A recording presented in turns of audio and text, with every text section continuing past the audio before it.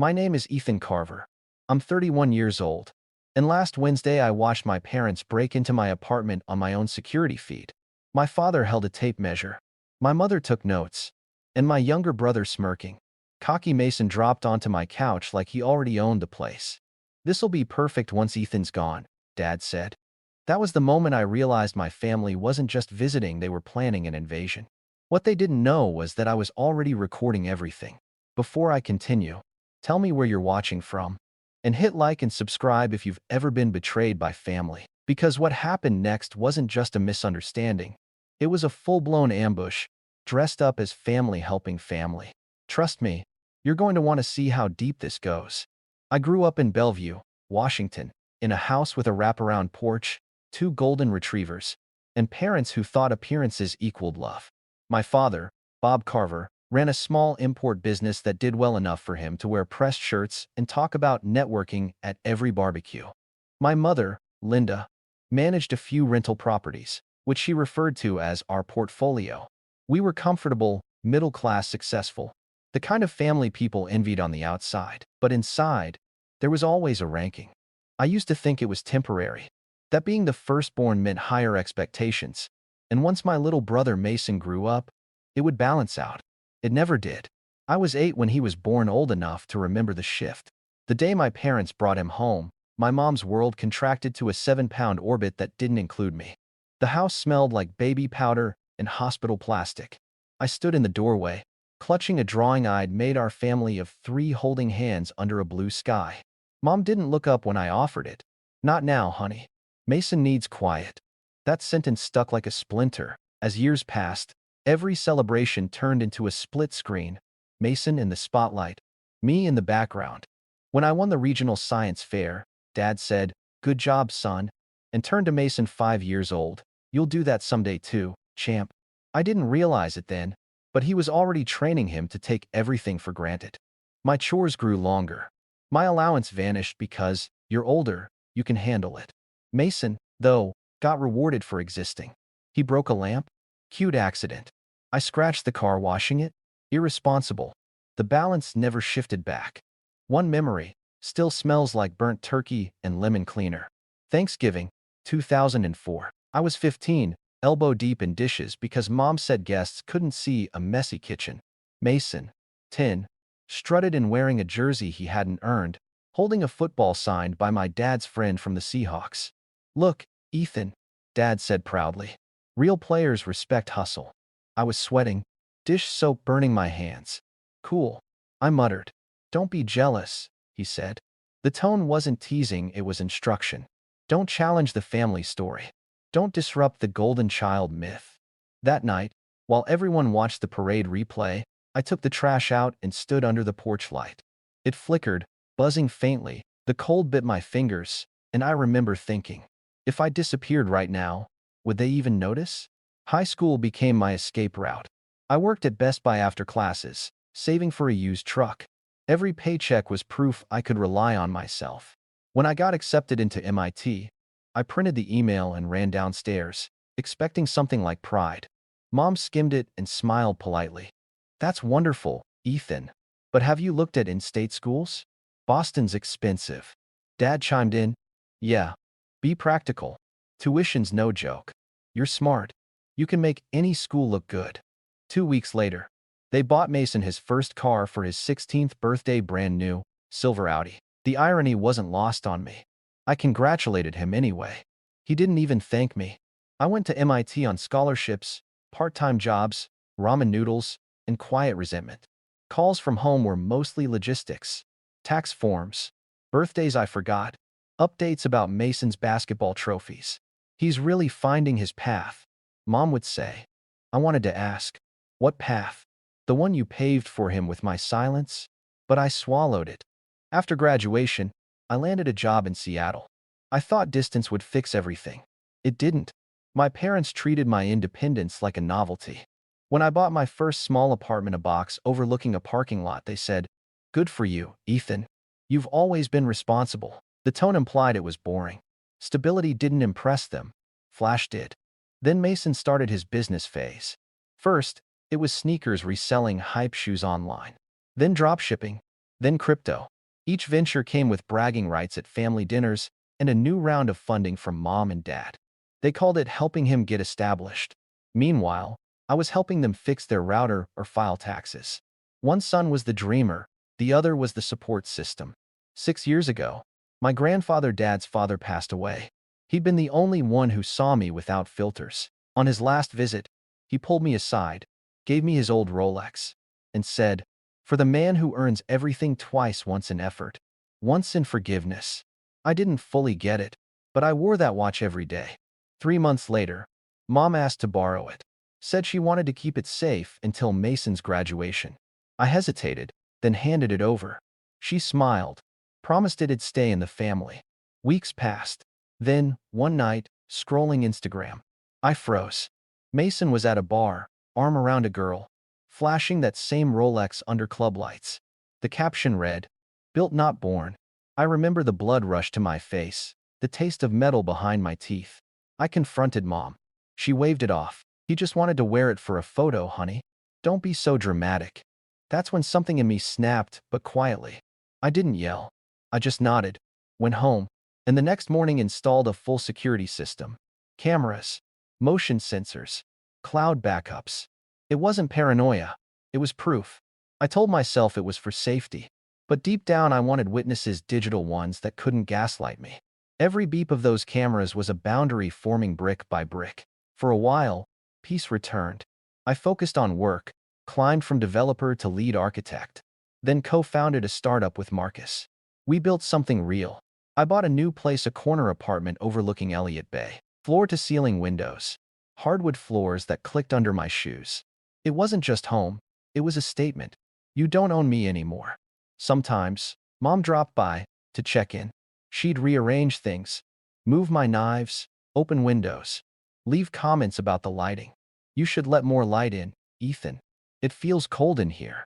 It wasn't about light, it was about control.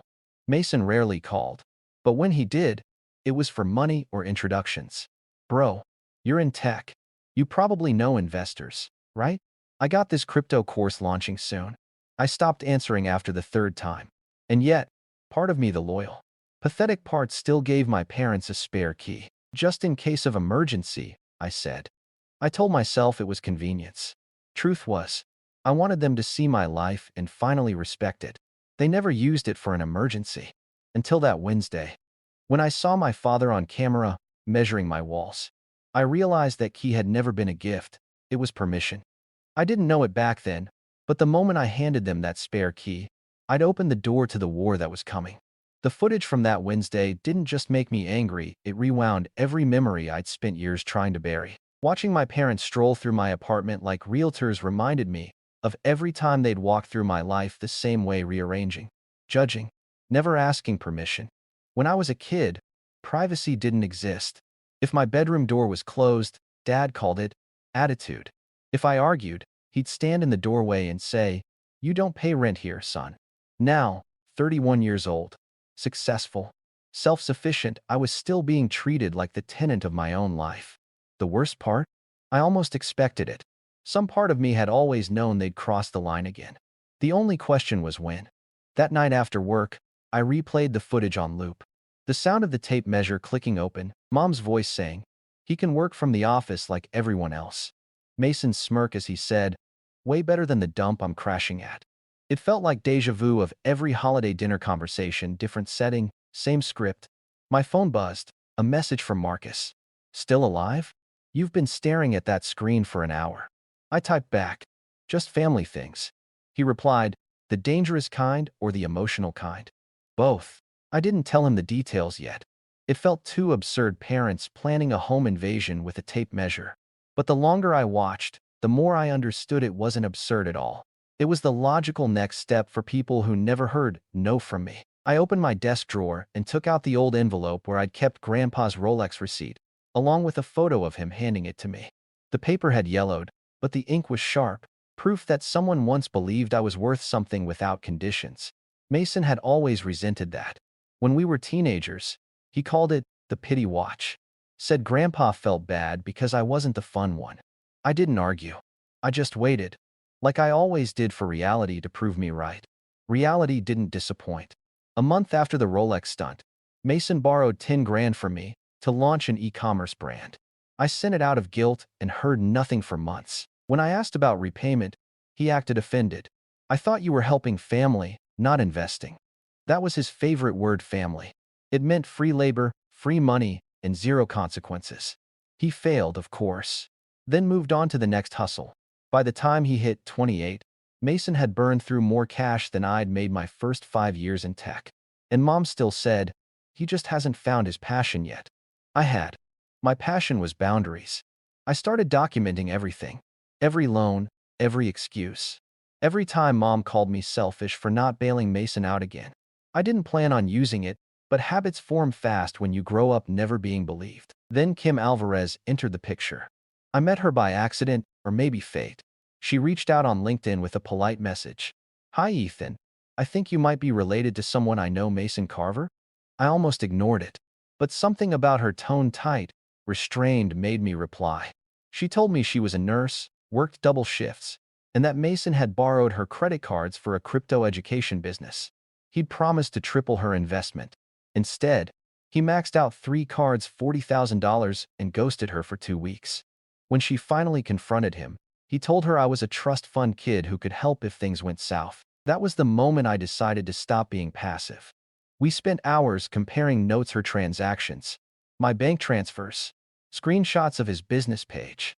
The puzzle formed itself. Mason wasn't just irresponsible, he was deliberate. She sent me photos of him wearing the Rolex again, this time with her initials carved on a bracelet next to it. My stomach turned. The same props. New victim. I promised Kim I'd handle it, but not impulsively. I'm not calling him out online, I said. I'm ending it properly. She nodded. Then let's end it. We spent the next month gathering everything. She recorded calls, forwarded messages, exported PDFs. I cross-referenced dates with deposits from my parents. Turns out they'd financed half his scams without even realizing. He told them he was building an affiliate marketing team. In reality, he was moving money between accounts like a shell game. The deeper I dug, the more something inside me split open. Because every transaction felt like déjà vu. The way Mom covered his debts, the way Dad looked away. It wasn't just Mason's fraud. It was a family system. I sat in my living room late one night, lights off, city glow reflecting off the bay. On my laptop, spreadsheets of betrayal stretched across the screen. That's when I decided on the dinner. Not a fight, not revenge, just the truth served hot. I texted Mason first. Hey, dinner this weekend? Been too long. He replied instantly. Sure. Mom and Dad free too? I smiled. Of course. Bring everyone. They thought it was reconciliation. I thought it was closure. The next 4 days became a ritual. I worked 12-hour shifts at the startup by day, then spent my nights preparing the evidence. Printed each file, labeled every envelope. One for Dad, one for Mom, one for Mason. I didn't want shouting. I wanted silence. The kind that only facts can deliver. Marcus noticed. You've been nesting, he said one night, watching me clean my desk at the office. What's happening? Family dinner, I said. He raised an eyebrow. That sounds ominous. Maybe it is. When Friday came, I picked up groceries, short ribs, vegetables, the kind of food Mom always said I never bothered cooking. I wanted everything to look perfect. I wanted them to see what stability looked like. As I seasoned the meat that night, I caught my reflection in the window. My face looked calm, but my hands shook slightly. Not from fear, anticipation. I replayed the camera footage one more time. Watched Dad measure, Mom scribble, Mason smirk, then paused on a single frame. Mason lounging on my couch, shoes on the table. I zoomed in until the pixels blurred. That image, the arrogance, the entitlement was better than any pep talk. By Saturday afternoon, the folders sat on my dining table, aligned perfectly. Kim had dropped off her copies too. She was nervous but steady. You sure you want to do this in person? She asked. Yes, I said. I need them to see themselves. She nodded slowly. Then make them look. When the doorbell finally rang at 6, I didn't flinch. Through the peephole, I saw them, Dad in his pressed shirt, Mom carrying wine, Mason in a leather jacket grinning like a conqueror. He mouthed, "Missed me?" I smiled back, cold and polite, and unlocked the door. If I'd known how far this night would ripple, how it would unravel not just Mason's life, but the entire illusion my parents lived in, I might have hesitated. But I didn't. Because that night wasn't about revenge. It was about proof. And proof, once seen, can't be unseen. I didn't realize it then, but the moment I hit record on those cameras months earlier, I hadn't just protected my apartment. I'd built the stage for their downfall. The night before the dinner, sleep was impossible. I kept hearing the sound of the tape measure snapping open and shut, that metallic click echoing like a trigger I hadn't realized had already been pulled. Every time I closed my eyes, I saw my father's hand marking walls that weren't his to measure. Morning came gray and sharp. Seattle fog pressed against my windows, turning the city into a blur. I brewed coffee strong enough to peel paint and sat at my kitchen table, staring at the folders stacked like loaded weapons. One for each of them. 3 bullets of truth. Kim texted just after 8. You sure about tonight? You could just send the evidence to the FTC. I wrote back. I'm sure. They need to see it firsthand. Otherwise, they'll twist the story again. She sent one more message. Then I'll be there. By noon, I'd read every file twice. Mason's business registration using my address. Screenshots of his crypto masterclass, literally stolen YouTube videos with a $2,000 price tag. His Instagram captions promising financial freedom. Bank records of mom wiring him $5,000 for marketing. Dad transferring another 10 labeled business expansion. It was all right there, a decade of enabling disguised as support. Around 2 p.m., my phone buzzed with a call from mom. I almost didn't answer, but curiosity won. Ethan, she began, her voice too bright. We're all excited for dinner. You're making that Korean barbecue, right? Yeah, I said. Good. Oh, and don't worry about Mason bringing his girlfriend. She's lovely. That made me pause. Girlfriend? Kim. The nurse. You'll like her. I bit my tongue. She's already been here, Mom. You just don't know it. Sure, I said finally. It'll be interesting. After we hung up, I stared at the phone until the screen dimmed. My parents really had no clue how deep this was. They thought tonight was a peace offering, not an autopsy. Marcus stopped by around 5. He handed me a bottle of bourbon. In case diplomacy fails, he said. I won't drink until it's over. He studied my face. You sure you're ready for whatever comes out of this? Doesn't matter. It's already in motion. He stayed for half an hour, helped set the table, then clapped me on the shoulder. You've always been the calm one. Don't let them make you the villain. I won't, I said. But I'm done being the backup character. When he left, the silence returned, thick, electric. I looked around my apartment, every corner spotless, every chair aligned. It felt like a courtroom disguised as a home. Then the memories started bleeding through again, uninvited. A birthday dinner when I was 22. I'd just been promoted to junior developer. Dad asked me to help Mason with his resume.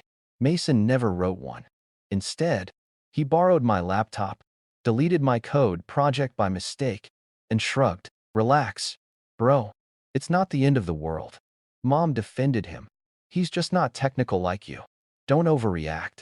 I remember standing there, frozen, while my promotion email sat unsent in the drafts folder. That night, I learned silence was their favorite way to make me feel small. I shook the memory off. That pattern guilt, minimize, deflect, it would show up tonight too. I needed to stay 3 steps ahead. So, I rehearsed my lines. Out loud. Dad, I know you meant well, but this was a break-in. Mom, helping someone doesn't mean surrendering to them. Mason, you're not a businessman. You're a parasite. The last one stuck in my throat. Not because it was cruel, but because it was true. At 5:45, I changed clothes, black sweater, jeans, neutral, nothing flashy. The outfit of a man, ready to be misjudged but not rattled. When the clock hit 6, the elevator dinged. Voices carried down the hallway. Mom's laughter, Dad's deep chuckle, Mason's exaggerated confidence. I exhaled once, steadying my heartbeat. The doorbell rang. I opened the door and smiled. Come in. They entered like a parade. Mom kissed my cheek. Dad scanned the room approvingly. Mason went straight to the couch again. Still keeping the place neat, Dad said. That's my boy. Yeah, Mason added, dropping onto the cushions. You even cleaned for me. I ignored him. Dinner went through the motions at first, small talk, jokes about work. Mom fussing over the sauce. Then Mason started bragging about his new investors. Dad nodded along, proud. I listened quietly, memorizing every word.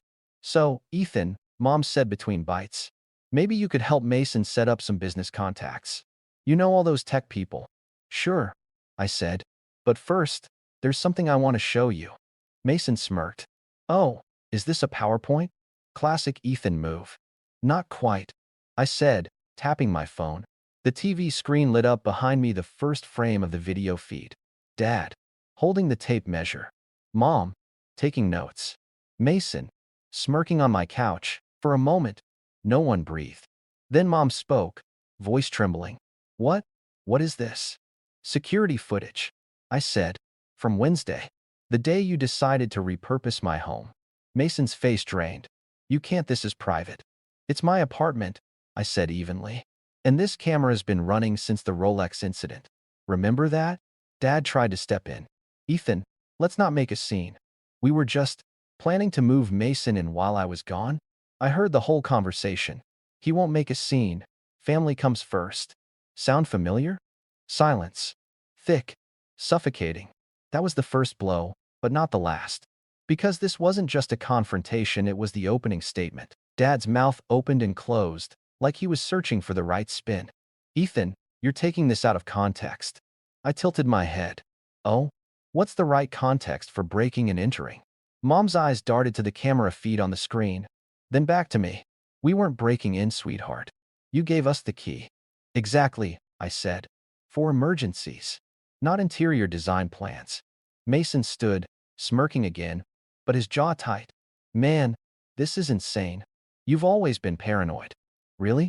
Then maybe explain why you listed my apartment address on your business registration. Kowar Capital LLC. Ring any bells? That got him. A flicker of panic flashed in his eyes. That's public info. Anyone can. I pulled the filing, I cut in. Your LLC lists this address. And because of that, every scam you've run now ties directly to my property. Dad's face flushed. Scam? He's an entrepreneur. Selling stolen content under fake promises isn't entrepreneurship, Dad. It's fraud. The air thickened. Mom's voice went small. Ethan, you can't talk to us like this. We're family. There it was. The line that had excused every wound for 3 decades. I leaned forward. Family means you don't steal from me. You don't lie to me. You don't use my name to cover your messes. Mason scoffed. What are you? Some kind of cop now? No, I said, just someone who finally stopped playing the idiot. The tension fractured into nervous laughter from Mom, as if she could charm the truth away. But then the doorbell rang again. Everyone looked up. Kim stepped inside. Her expression was calm, almost clinical. She carried a folder under one arm and didn't look at Mason. Sorry I'm late, she said softly. I figured it's better if everyone hears the same thing at once. Mom blinked. You're Mason's girlfriend? Kim nodded. Was? Mason's tone sharpened. What the hell are you doing here? Returning your debts, she said, and set the folder on the table. She spread out color-printed credit card statements like tarot cards. $40,000. Clubs. Designer stores. Fake ads. Every charge made with my cards. Dad looked at the papers as if they were written in another language. Mason, tell me this isn't true. He laughed hollowly. She's exaggerating. She knew what she was getting into. I knew you were lying, Kim said, and I can prove it. She pulled out her phone, tapped play. Mason's voice filled the apartment. Babe, once this course launches, you'll get your money back. Ethan's backing me. He owes me anyway. That last sentence dropped like a bomb. Dad turned to me. You backed him? No. He just used my name, like he used everything else. Mom's eyes filled with tears. Ethan, this is too much. Can't we talk privately? Sure, I said. After we finish watching this. I hit play on the second clip, the audio from my camera feed. Dad's voice echoed through the speakers. Once Mason settled, Ethan won't dare to kick him out. Silence followed. Then Mom covered her mouth. Dad looked pale. Mason's smirk collapsed into rage. You think this makes you better than us? He snapped. You think success gives you the right to humiliate your family? No, I said quietly. You did that yourselves. He stepped forward, fists clenched. You've always looked down on me. I didn't move. That's because you've always been beneath what you could have been. Mom jumped between us, shaking. Stop. Both of you. But I was done stopping. I turned to Dad. You funded every failed idea he had. You bailed him out every time. You told me responsibility was cold, but all you did was teach him how to burn everyone around him. Dad's jaw tightened. Watch your tone. Why? You only hear me when I'm quiet. Kim's voice broke the standoff. I've already filed a civil suit. The FTC has an open case. I brought them copies of everything. Mom gasped. You what? Kim looked at me. And I gave them your evidence, Ethan. They said it strengthens the investigation. Good, I said. Mason slammed his hand on the table. You're both dead to me. I smiled faintly. Finally, something we agree on. He stormed out, the door banging against the frame. The sound rattled the wine glasses. Mom burst into tears. Dad tried to comfort her, but his face was stone. You've destroyed this family, he said. No, I replied. You destroyed it years ago. I just turned on the lights. He grabbed his coat, muttering curses under his breath, and ushered Mom out. She left the wine behind. When the door clicked shut, the apartment fell silent, except for Kim's uneven breathing. You okay? I asked. She wiped her eyes. Not really, but I guess this was overdue. Yeah, I said. It was. She looked at me, voice trembling but sure. He's not going to stop, you know. People like him don't. They escalate. I know, I said. That's why I'm not done either. She hesitated. What are you going to do? Finish what we started, I said, and make sure none of them ever touch my life again. When she left, I stood by the window, watching her disappear into the night. The bay lights shimmered against the glass like static. Behind me, the folders lay open on the table, truth bleeding across every page. Somewhere in the city, Mason was probably already rewriting the story, painting himself the victim. But for the first time in my life, I didn't care what narrative he built, because I finally had mine written in hard evidence, sealed in digital timestamps, and carved into the quiet of my apartment. The war was no longer about who they thought I was. It was about proving who they could never be. And I had just drawn the battle line. I didn't sleep that night. The echoes of their voices replayed in my head. Mom crying, Dad's rage simmering behind his silence, Mason's parting threat. It should have felt like victory. Instead, the air in my apartment felt heavy, saturated with the ghosts of every dinner conversation that had ever gone wrong. I sat by the window as dawn broke over Elliott Bay, watching the city wake. Boats cut through the gray water like slow-moving knives. Somewhere out there, Mason was probably pacing, figuring out his next con. But I had no regrets. I'd drawn the line, and for once, I hadn't moved it to make anyone else comfortable. By noon, my phone started buzzing. Missed calls. Unknown numbers. Then, one voicemail from Dad. His voice was low, measured. Ethan, you've gone too far. Mason's upset.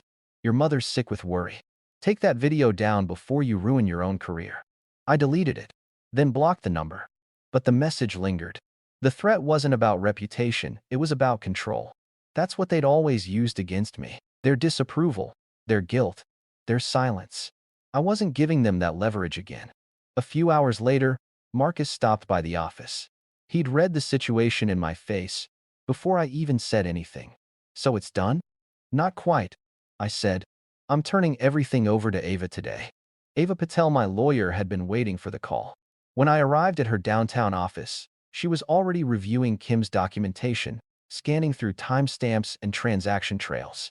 You have everything organized, she said, impressed. If this were a chess match, you're already 3 moves from checkmate. I'm not after checkmate, I said. Just containment. She nodded. We'll file a restraining order preemptively. You've got the video evidence, the financial documentation, and the voicemail threats. It'll hold. As for Mason, once the FTC subpoenas his business records, the fraud charges will land. How long? Days. Maybe a week. I left her office feeling lighter than I had in months. Not free yet, but close. 2 days later, it happened. The first headline popped up on a small local news site. Seattle man under federal investigation for crypto education scheme. The thumbnail showed Mason's face from a corporate event, polished smile, blazer, fake confidence. I stared at the screen, pulse steady. It had begun. By that evening, the article spread across Reddit, then Twitter. Kim texted me screenshots of comments victims sharing their stories, others linking to his LLC registration. His business address my address. I replied simply, let it run its course. But Mason didn't let it go quietly. At 10 p.m., my intercom buzzed. I froze. When I checked the camera feed, Mason was standing in the lobby, hair disheveled, eyes bloodshot. He looked less like the cocky brother I knew, and more like a cornered animal. Carl, the head of building security, was already there. Mr. Carver. He's demanding to come up. Says it's an emergency. Don't let him in, I said into the mic. Call the police. He's violating a restraining request in process. Carl nodded. Already on it. Through the speaker, I heard Mason's voice rising. You think this fixes anything? You think ruining me makes you better? You're sick, Ethan. Carl's tone was calm, professional. Sir, you need to leave now. I just want to talk to my brother. You're trespassing. Police are on their way. The sound of a scuffle. Then footsteps retreating. Silence. I exhaled for what felt like the first time in minutes. The next morning, Ava called. He's in custody, she said. He violated a pending restraining order and resisted. The officers found multiple credit cards in his car under other names. This strengthens both cases, civil and federal. I closed my eyes. Good. This will get ugly for your parents, she warned. His legal bills, the house they mortgaged, it's all connected. I'm not responsible for their choices, I said quietly. The trial moved fast. Within a week, federal agents raided Mason's apartment and storage unit. They found boxes of counterfeit training materials, fake testimonials, and hard drives with transaction logs. It was textbook wire fraud. But the real climax didn't come in court, it came at my parents' house. A week before sentencing, Dad emailed me. One line, you owe your family a conversation. I ignored it. Then Frank, my uncle, called. Your father's losing his mind, he said. He's blaming you for everything. Blaming me for exposing it? For not covering it up, Frank replied. He invited me to coffee neutral ground. When I arrived, he looked tired, older than I remembered. They're desperate, he said. They've lost 2 properties, and your mom's retirement is gone. Mason's looking at prison time. I didn't do that to them, I said. I know, but they'll never see it that way. I leaned back. Then, that's their story to live with. He slid a business card across the table. Ava already has the legal side handled. But if Mason escalates again, this firm specializes in threat assessment. Just in case. Thanks, I said, pocketing it. Let's hope I never need it. When sentencing day came, I didn't attend, but Kim did. She texted me afterward. 18 months. 5 years supervised release. Restitution confirmed. I read the message twice. No triumph, no joy, just closure. That evening, as the city lights blinked on, Marcus joined me for a drink on my balcony. To endings, he said, raising his glass. Not endings, I corrected. Boundaries. We clinked glasses. The wind off Elliott Bay was cool and clean, carrying away the stale air of the past. For a brief second, I saw a reflection of my younger self in the window, the kid who once believed love meant earning approval. That kid was gone. In his place stood someone who'd finally learned what self-respect actually looked like. And when Marcus asked if I'd ever speak to them again, Dad, Mom, Mason, I just smiled. Not unless they show up with honesty and a court summons, I said. He laughed. But I didn't. Because I meant it. That night, I stood alone at the glass, the city humming beneath me, no chaos, no guilt, just silence and the hum of servers in the next room, backing up everything to the cloud, every file, every frame. Proof that once upon a time, I stopped being their scapegoat and became my own witness. The line had been drawn, and this time, it was permanent. 6 months later, Seattle had moved on. News cycles shifted. Hashtags faded. But the silence my family left behind still echoed. Sometimes, late at night, I'd catch myself glancing at the door, half expecting to see Mason standing there again, defiant, manipulative, certain he could talk his way back into my life. But the lock stayed silent. Kim called occasionally. She'd moved to Portland, started therapy, even joked about writing a book one day. You gave me closure, she said once. I told her the truth. You gave me proof. Without her courage, Mason's empire of lies might have kept standing. Mom tried emailing twice more. Long paragraphs about forgiveness, faith, and how family is all we really have. She didn't mention the money, the investigation, or the years of gaslighting. Just one final line that stuck with me. You're not the same person we raised. She was right. Because the person they raised would have folded, would have apologized for setting boundaries, would have mistaken guilt for love. Now I knew better. My life became clean in a way I'd never experienced, not perfect, but uncluttered. The startup kept growing. Marcus and I landed another investor. And Sam, the woman who walked into my life when the dust was still settling, had a way of grounding me without trying to fix me. She didn't see a broken son or a bitter brother. She saw someone who'd finally stopped bleeding for people who never noticed he was hurt. But peace is a fragile thing.